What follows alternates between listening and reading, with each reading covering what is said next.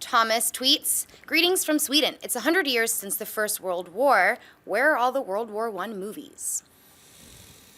That's one of those questions where I'd have to actually sit down, look up lists of the ones that they've done and all that kind of. I don't know. It's World War II was we talked about this with the Civil War versus the Revolutionary War. World War II was the sexier of the two ones. I mean, it was supposed to be the war to end all wars, and we look at the drama and everything that went into it. I don't know. I guess there could be more, maybe even should be more films about World War I. I can't think of a lot of World War I films off the top of my head. I'll go with War Horse was a more recent one. I think the thing with World War II is that it cinematically, I think it makes more sense because you have a clear-cut villain who's like one of the worst dudes of all time that people have heard of in Adolf Hitler, and you have the Axis and you have the Allies' powers when you have like the Japanese bombing Pearl Harbor, or you have the storming the beaches. You have these seminal moments in history that people know of that you can take little snippets of. And World War I, the history just isn't as well known as World War II. It unnerves me that somebody from Sweden really wants to see more war. That's scary. But but I think there's a lot of great stories to tell based on World War I. So I'd like to see more of those films. I think your point about from a movie point of view, a definitive antagonist, that's a great point. You got a Darth Vader. Yeah, you got your Darth Vader. And you also have the axis of evil. I mean, it's sort of like you have all three, villains that, are now not villains now. But and World War I also was like less American. It was global, but we were less involved in World War I. So it's less. World War II is where America really stepped in.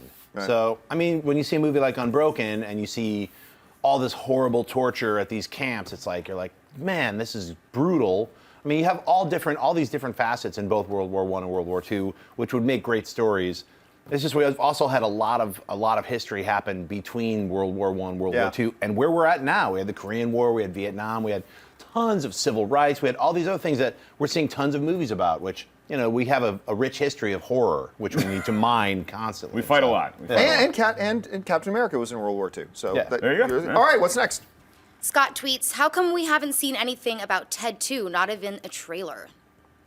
Yeah, we've got time. There's no need for it right now. I mean, I saw, probably a lot of you saw, there was a leaked Ted 2 trailer without the visual effects being done. So whenever we go to Ted, he was just like this wireframe character doing his lines. Wow. Yeah, so that leaked out, and it was funny. It was really funny. But it's a comedy. Putting out a trailer now, the effect of the trailer will have worn out by the time we get to the movie. There's no need to rush any trailers for it. So that's probably why. Any other thoughts? No. I mean, especially with comedy sequels, because I don't want to see the jokes. I don't want to see that. That's the biggest thing with me is don't give away any of the jokes, especially with something I already trust, like Ted. Just show me that the Bear and Mark Wahlberg are back. They've announced a bunch of new casting that I'm all really excited about. So just release the movie. Let's do no commercials whatsoever. Just release the movie. They should just make the Bear and just say, "Hey, come see my movie." It's like that would be enough of a sell. Then you don't ruin any of it. So. All right, last one of the day. Jameson asks, besides the ones we talked about, are there any other movies this month that you're really excited about? Oh, good question. Let me, just so I can keep my memory fresh. I'll be honest with you.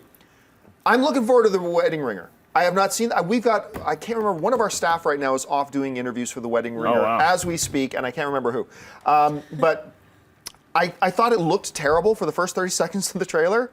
And then I started to laugh a lot throughout the trailer. So Wedding Ringer is one for me. Obviously, we got the ones I'm looking forward to all the ones on the thing. But I need to look up what's Kevin Hart makes me laugh a lot. Black Hat is one that I'm really excited about that Michael Mann's doing and Chris Hemsworth is the star of. And then also this movie, Project Almanac. Keep your eye on it. It's a time travel movie. It's found footage. So I think this is one of the more exciting Januaries we've had. And look, for all the stuff that I give Taken 2, I'm still going to be really excited to sit in a theater and see Taken 3. That's going to be cool. Right. I don't think that, the question also referred to Taken 3 as being dumped in January. I think January is a great month for movies. It's not the ultimate dumping ground for. It's like I mean every month now is good for movies. I think that we realized that like a year or so ago. We're like, hey, every month has its great films. There are actually a couple I'm really looking forward to. I am looking forward to Taken 3. I'm really looking forward to Black Hat. Mm-hmm. I'm actually getting quite excited about Black Hat.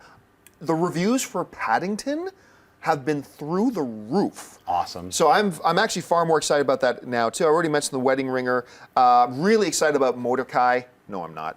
Not even a little bit. Inspector Clouseau, and I'm looking forward to The 2015. Loft. Ashley and I talked about The Loft on Mailbag this weekend, about a bunch of buddies who, they're all good guys, but they decided, hey, we want to have some little flings on the side. Together, they buy a really cool bachelor pad loft where they can have sex, and then they show up one day and there's a dead woman in the bed and they don't know who did it.